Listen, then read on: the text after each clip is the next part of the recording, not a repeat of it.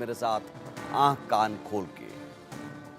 शुरुआत पश्चिम बंगाल से करेंगे, जहां पर आरजी कर मेडिकल कॉलेज में हुई दरिंदगी से लोग अभी उबरे भी नहीं थे कि अब एक के बाद एक रेप की घटनाएं सामने आ रही हैं। पश्चिम बंगाल में कानून व्यवस्था ऐसा लगता है ध्वस्त हो गई है। पूर्वी मेदिनीपुर से सामने आई है रेप की घटना। रेप के बाद महिला की हत्या कर दी गई और महिला के मौत के बाद लोगों का गुस्सा फूट पड़ा। रेप के आरोपी की पीट कर हत्या कर दी गई। महिलाओं ने आरोपी को लाठी डंडों से पीटा और इतना पीटा कि उसकी मौत हो गई। पड़ोसी ने किडनैप कर महिला से दुष्कर्म किया था। रेप के बाद कीटनाशक खिलाकर हत्या का भी आरोप है। सवाल है कि पश्चिम बंगाल में हो क्या रहा है, जहां एक महिला मुख्यमंत्री हैं, ममता बनर्जी। महिला मुख्यमंत्री होते हुए भी महिलाएं सुरक्षित नहीं हैं। महिलाओं के साथ लगातार दरिंदगी की घटना सामने आ रही है और अब तो लोगों ने इंसाफ खुद करना शुरू कर दिया है। रैनिक दत्ता हमारे साथ जुड़े हुए हैं। रैनिक, आरजी कर मेडिकल कॉलेज में हुई दरिंदगी से लोग उबरे भी नहीं थे, वो जख्म अभी भरा भी नहीं है कि अब एक और घटना पूर्वी मेदिनीपुर, अभी कुछ दिन पहले नाबालिग के साथ दरिंदगी की भी घटना हो सामने आई। पश्चिम बंगाल में हो क्या रहा है?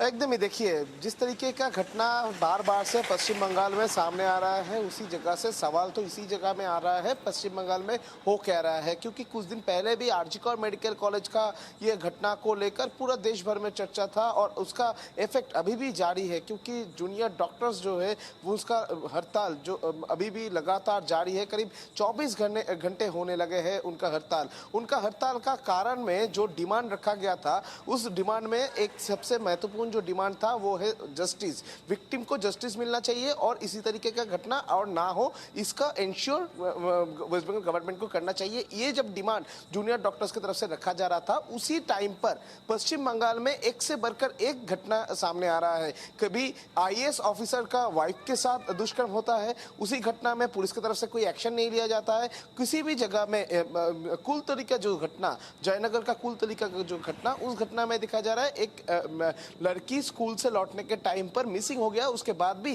पुलिस की तरफ से कोई एक्शन नहीं लिया गया। उस पुलिस की तरफ से इनकार कर दिया गया था मिसिंग डायरी लेने पर भी। मगर आज ये जो आप घटना बता रहे हैं, ये ईस्ट मेदिनीपुर का एगरा पुलिस स्टेशन का अंतर्गत का घटना है। पोटाशपुर बोल के जो एरिया है, उस गांव का ये घटना है। ये घटना देखते हुए एक साफ चीज सामने आ रहा है कि आम लोग, जो लोग इतने दिन ये सब घटना देखते हुए प्रोटेस्ट कर रहे थे, वो लोग अभी प्रोटेस्ट छोड़कर खुद ही इंसाफ देने के लिए रास्ते में आ पड़े हैं। क्योंकि पोटाशपुर का जो घटना, एकदम घटना में पहले तो ब्रीफ कर दूं, ये घटना था, ये एक महिला को घर से उठा के ले जाके गैंग रेप करने के बाद उनको पॉइजन खिलाकर मार देने का जो मामला सामने आया था। उस घटना में जो मेन एक्यूज्ड है, वो मेन एक्यूज्ड के घर के ऊपर आज हावी हुए थे उस एरिया का लोग ही। एरिया का लोगों की तरफ से ये जो मेन विक्टिम था सुखचंद माइती, मेन जो एक्यूज सुखचंद माइती, उनके घर के ऊपर हमला किया गया। उनको घर से बाहर लेके आके पीटा गया था। ये पीटने की वजह से आज उनका मौत हो चुका है। जैसे कि पुलिस की तरफ से कहा जा रहा है कि मॉब जिस तरीके से उनके ऊपर हमला किए थे, उनको लगातार 2 घंटे से रास्ते में फेंक कर पीटा गया था। उसके वजह से ही उनको जब एगरा हॉस्पिटल में लेके जाया गया, एगरा हॉस्पिटल का डॉक्टर की तरफ से उनको उनका मौत हो गया, ये डिक्लेयर कर दिया गया। दूसरी तरफ पुलिस की तरफ से कहा जा रहा है कि ये जो घटने के लिए इनके ऊपर हमला किया गया था, वो एक रेप एंड मर्डर केस है, जिसमें मेन एक्यूज था ये सुखचंद माइती। सुखचंद माइती की तरफ से ये जो गृहवधू है, उनको घर से उठा के ले जाया गया था। सुखचंद माइती और एक लोग, 2 लोग मिलकर ये महिला के साथ गैंग रेप किया। गैंग रेप करने के बाद ही ये महिला सब कुछ बोल देंगे, इस डर से ही उनको पॉइजन दिया गया। पॉइजन खिलाकर ये महिला का हत्या कर दिया गया। ये पूरा मामला जब चल रहा था, इसी मामले पर पोटाशपुर का जो विलेजर्स है, विलेजर्स की तरफ से ये सुखचंद माइती के ऊपर हमला किया गया। सुखचंद माइती को पीटा गया था और इसी कारण उनका मौत हो गया है। नहीं, ये सब होता रहा और ये सब होता रहा, क्या पुलिस को जानकारी नहीं लगी? रैनिक, पुलिस को कोई खबर नहीं मिली? हाँ, एकदम ही देखिए ये 2 घंटे तक जब ये एक्यूज को पीटा जा रहा है, ये खबर पुलिस को मिल गई थी। पुलिस उधर पहुंची भी थी, मगर पुलिस जब तक पहुंची तब तक 2 घंटे बीत चुका था। 2 घंटे तक एक लोग को पीटा जा रहा है, मगर पुलिस के पास इंफॉर्मेशन नहीं है, पुलिस की तरफ से कोई कार्रवाई क्यों किया जा रहा है, ये इसके ऊपर भी एक सवाल आ रहा है। क्योंकि ये पूरा घटना अगर दिखा जाए तो ईस्ट मेदिनीपुर में जो घटना घटा है, इसमें पुलिस ने ठीक समय पर अगर पहुंच जाता तो ये जिस एक्यूज का मौत हुआ है, इनका जान बच भी सकता था। क्योंकि ये पूरा मामले पे पुलिस लेट से पहुंचे थे, पुलिस को इन्फॉर्म करने के बाद भी पुलिस नहीं आ रहे थे। इसी वजह से मेन एक्यूज के घर के ऊपर जो परिवार के सदस्य हैं, जो विलेजर्स हैं, उनके तरफ से हमला किया गया। बिल्कुल रहने की बड़ी चिंता की बात है कि अब लोग अपने हाथों में कानून लेने लगे हैं। वो इसलिए क्योंकि उनका भरोसा सिस्टम पर से उठ चुका है, उनका भरोसा पुलिस पर से उठ चुका है। ममता बनर्जी की पुलिस निकम्मी हो चुकी है और इसीलिए अब लोग खुद ही इंसाफ करने में जुट गए हैं और ये बड़ा गंभीर मामला है और ये खतरनाक संकेत है किसी भी सभ्य समाज के लिए। ज़रूरी है कि बंगाल में पुलिस अपनी जिम्मेदारी समझें और ऐसे मामलों में, ऐसे संवेदनशील मामलों में और ज़्यादा एक्टिव होकर काम करें। बहुत शुक्रिया रानी की इस जानकारी के लिए। तो बंगाल में महिला मुख्यमंत्री हैं, महिला मुख्यमंत्री होने के बाद भी महिलाओं के साथ हैवानियत थमने का नाम नहीं ले रही। साउथ 24 परगना से एक खबर आई नाबालिग के साथ दरिंदगी की। फिलहाल इस घटना के विरोध में बीजेपी ने जमकर विरोध प्रदर्शन किया। बीजेपी के सैकड़ों कार्यकर्ताओं ने सड़क पर उतरकर ममता सरकार के खिलाफ हल्ला बोला, महिलाओं की सुरक्षा को लेकर सवाल खड़े किए। बीजेपी प्रदेश अध्यक्ष सुकांत मजूमदार ने कहा कि ममता सरकार महिलाओं की सुरक्षा करने में पूरी तरह से नाकाम है। आपको बता दें कि साउथ 24 परगना में नाबालिग की गैंगरेप के बाद हत्या कर दी गई थी, जिसके बाद बीजेपी लगातार ममता सरकार पर सवाल खड़े कर रही है।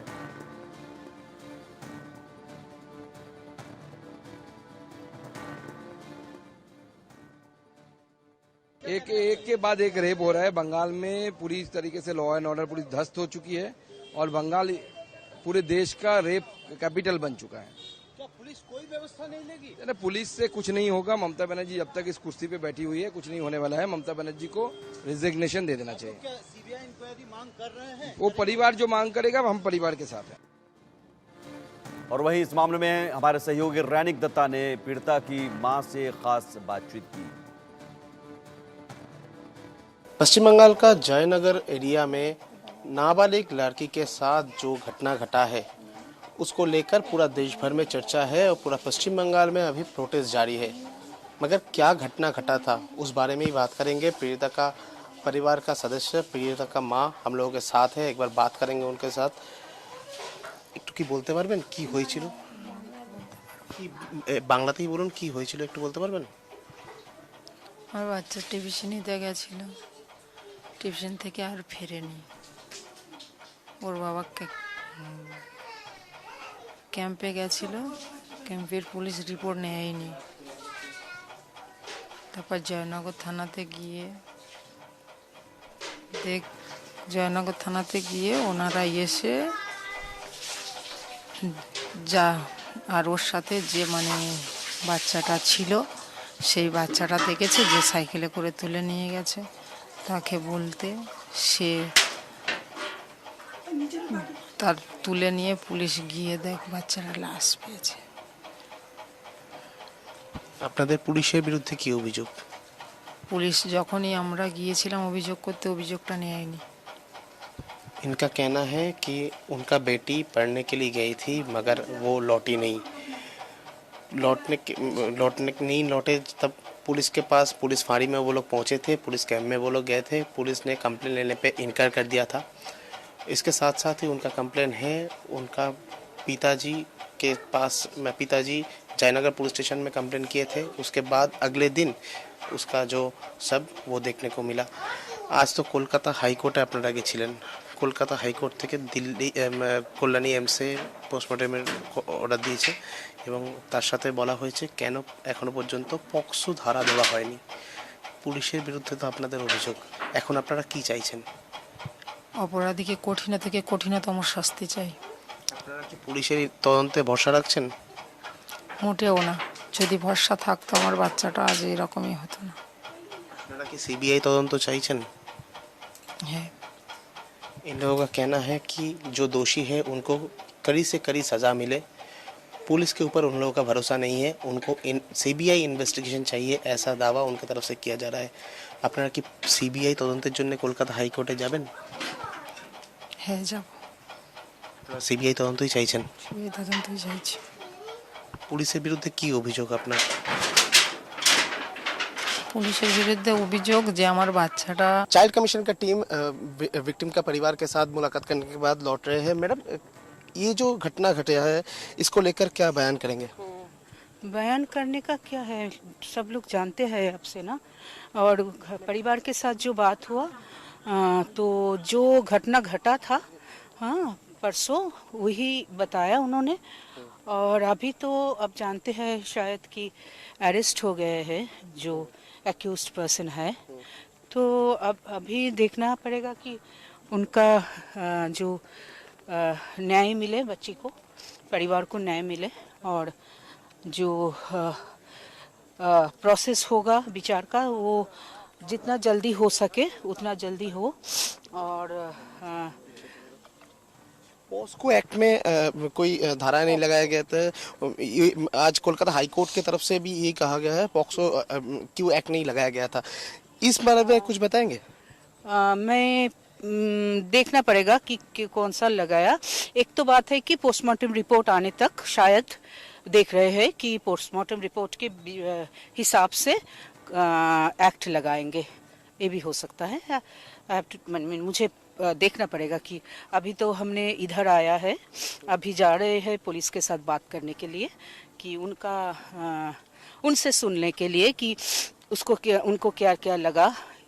तो वहाँ पे मुझे पता चलेगा कि कौन सा कानून के कौन सा धारा और कौन सा कानून इसमें लगाया हुआ, हाँ, तो वो देखना पड़ेगा। एकदम ही।